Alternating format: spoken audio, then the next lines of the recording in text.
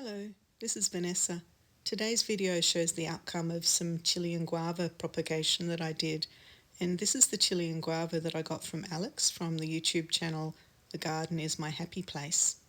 I took 3 cuttings on the 6th of March in this year, and I scratched the bark to expose some of the cambium layer, then dipped the end of the cutting into rooting hormone and then popped it into some pots with coco coir.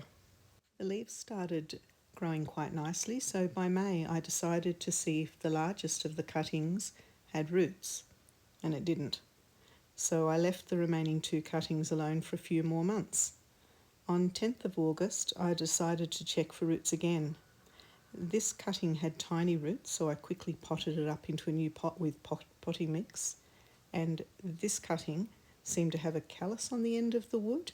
I haven't seen anything like this before, so I'm not sure what it is.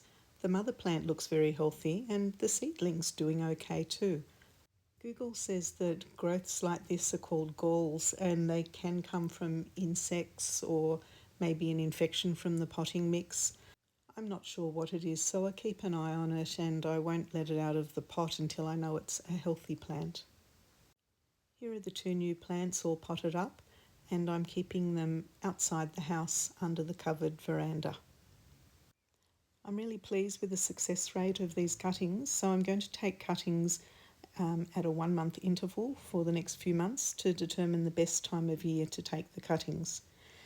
These cuttings I took in August. I've got 4 little cuttings in each of those pots, and one of them I will keep outside to see if the outside cool conditions are better, and this is it here with a plastic bottle on top to keep the humidity, and one pot inside with other cuttings that I've taken, and that little greenhouse has coco coir in the base that is moist, just to keep that moist environment.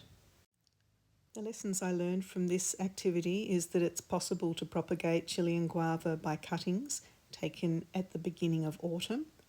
In future I'll use larger pots than those small black tube pots because it's easier to maintain a constant moisture in the soil media in a larger pot than it is in a smaller pot. Thanks for watching and sharing my journey.